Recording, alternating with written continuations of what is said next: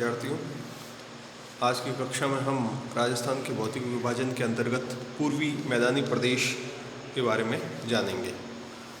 जानते हैं कि राजस्थान का जो पूर्वी मैदानी प्रदेश है वह अरावली के पूर्व में स्थित है और अरावली एक पश्चिमी रेतीले मैदान और पूर्वी मैदानी प्रदेश और पठारी प्रदेश को विभाजित करती है। तो यह जो है यह पूर्वी मैदानी प्रदेश जो है ये राज्य के 23.3% भूभाग को घेरे हुए हैं और इसके सीमांकन की बात जैसे अभी बात की कि इसकी पश्चिमी सीमा जो है वो अरावली श्रृंखला के द्वारा निर्धारित की जाती है। जहाँ तक अरावली लगातार है उसके ऊपर उत्तर पूर्व में 50 सेंटीमीटर जो वर्षा रेखा है उसके समवर्षा रेखा है उसके द्वारा ये निर्धारित की जाती है। दक्षिण पूर्वी सीमा जो है वो विंध्यन पठार द्वारा निर्धारित की गई है। अब इसके यदि विभाजन करें हम तो इसमें 3 नदियों के आधार पर, नदियों के प्रवाह क्षेत्र के आधार पर इसके 3 विभाजन किए जाते हैं। पहला है चंबल बेसिन, दूसरा है माही बेसिन जिसे छप्पन का मैदान भी कहते हैं और तीसरा है जो बनास बेसिन या बनास मैदान। अब इसमें हमें जो बात करें तो चंबल बेसिन जो है वो राज्य में कोटा, बूंदी, टोंक, सवाई माधोपुर और धौलपुर आदि जिलों में सीमित है और उस क्षेत्र को में फैली हुई है। इस जिलों में बीहड़ों का बहुत ज़्यादा है। बीहड़ क्योंकि चंबल के प्रवाह के कारण, मृदा अपरदन के कारण यहाँ के जो ज़मीन है वो बीहड़ों में बदल गई है, बंजर ज़मीन में बदल गई है। तो यहाँ पे बाढ़ के मैदान आपको दिखाई देंगे, नदी कगार दिखाई देंगे, बीहड़ दिखाई देंगे। और इन जिलों में कुल प्रभावित जो क्षेत्र हैं वो लगभग 4500 वर्ग किलोमीटर हैं। चंबल बीहड़ पट्टी जो है वो 480 किलोमीटर लंबाई में कोटा से 12 के बीच में विस्तृत हैं, फैली हुई है। और इसकी जो चंबल की सहायक नदियां हैं, काली सिंध है, पार्वती हैं, वो चूँकि अपना रास्ता बदलती रहती है, उसमें प्रवाह बहुत तेज़ी से होता है, इसलिए उसकी दक्षिणी सीमा भी बदलती रहती है। अब हम बनास बेसिन की बात करें तो बनास बेसिन जो है वो पश्चिम में 50 सेंटीमीटर वर्षा रेखा द्वारा, दक्षिण में महान भारतीय जल विभाजक द्वारा और उत्तर में अलवर की पहाड़ी प्रदेश द्वारा और पूर्व में विंध्यन कगार के द्वारा सीमांकित की जाती है। ये बनास नदी का क्षेत्र है। बनास और इसकी जो सहायक नदियां हैं ये जो इस पूरे क्षेत्र को सिंचित करती हैं। और दक्षिण में ये मेवाड़ का मैदान भी कहलाता है तथा उत्तर में ये मालपुरा और करौली का मैदान कहलाता है। मेवाड़ मैदान बनास नदी तथा इसकी सहायक नदियां जैसे खारी है, सोडरा है, मोसी है, मोरल है, बेड़च है, गोलवा है, इनसे सिंचित हैं। ये उदयपुर के पूर्वी भागों, पश्चिमी चित्तौड़गढ़, भीलवाड़ा, टोंक, जयपुर, पश्चिमी सवाई माधोपुर और अलवर के दक्षिणी भागों में फैला हुआ है। इस मैदान का यदि ढाल की बात करें तो ये धीरे धीरे उत्तर व उत्तर पूर्व की ओर कम होता जाता है।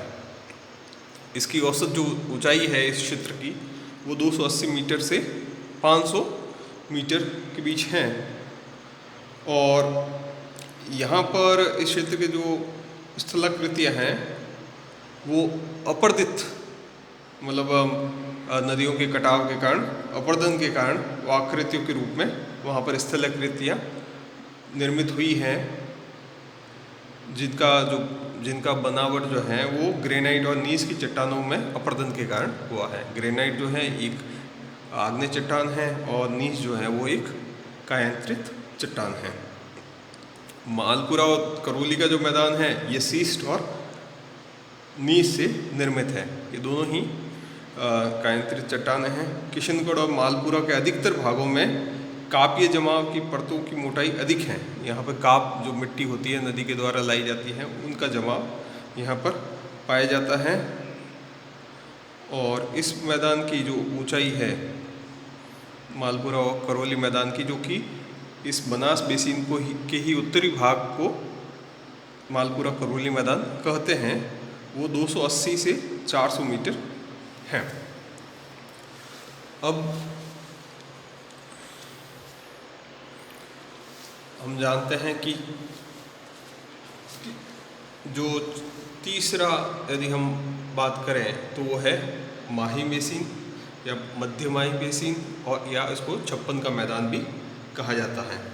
ये जो क्षेत्र हैं ये उदयपुर के दक्षिणी पूर्वी भाग, बांसवाड़ा और चित्तौड़गढ़, डूंगरपुर के दक्षिणी भागों में विस्तृत हैं। ये जो क्षेत्र हैं वो माही नदी की सहायक नदियों से सिंचित हैं और इसकी औसत ऊंचाई इसकी 200 मीटर से 400 मीटर के बीच है। दक्षिण में स्थित जो ये क्षेत्र हैं वो बहुत ही कटाफटा और मतलब बहुत ज़्यादा विक्षेपित हैं। नदियों के द्वारा लगातार मृदा अपरदन के कारण यहाँ का विच्छेदन हो रखा है और जिसको स्थानीय नाम बागड़ दिया जाता है। तो बागड़ में बांसवाड़ा व डूंगरपुर के पहाड़ी भूभाग और विच्छेदित मैदान सम्मिलित किए जाते हैं। प्रतापगढ़ और बांसवाड़ा के बीच के जो भाग हैं, प्रतापगढ़ और बांसवाड़ा के बीच का जो भाग है वो 56 गांवों के समूह वहाँ पर स्थित है, इसीलिए उसको 56 का मैदान भी कहा जाता है। अब एक बार वापस इसको रिवाइज करें तो हमने देख लिया कि चंबल बेसिन जो है उसका विस्तार सबसे उत्तर में है, कोटा, बूंदी, टोंक, सवाई माधोपुर, धौलपुर आदि जिलों में है। फिर इस बेसिन का निर्माण चंबल और इसके सहायक नदियों के द्वारा, जिसमें कौन कौन से प्रमुख है वो काली सिंध, पार्वती और कुंवारी भी है। और चंबल का जो उद्गम हम जानते हैं कि मध्य प्रदेश में महू के पास जिनापाव पहाड़ियों से होता है और 84गढ़ के समीप ये एक बहुत बड़ी संकरी घाटी का निर्माण करते हैं जिसे गौर्ज कहते हैं, और फिर वो राजस्थान में प्रवेश करती हैं। और चंबल के बीहड़ जो हैं वो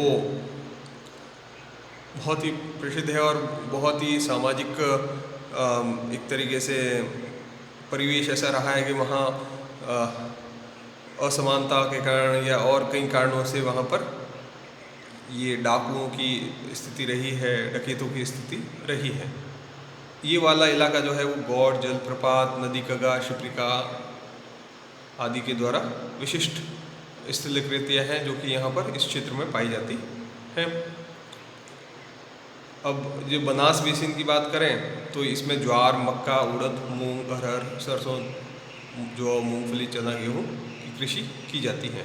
तो बच्चों ये हमने देखा कि ये पूर्वी मैदान जो है उसको 3 भागों में बांटा गया है। नदियों के आधार पर 3 बेसिन भागों में बांटा गया है और सबसे उत्तर में चंबल का मैदान है और मध्य में ये बनास का मैदान है और सबसे दक्षिणतम जो है वो माही का मैदान है जिसको 56 का मैदान भी कहते हैं।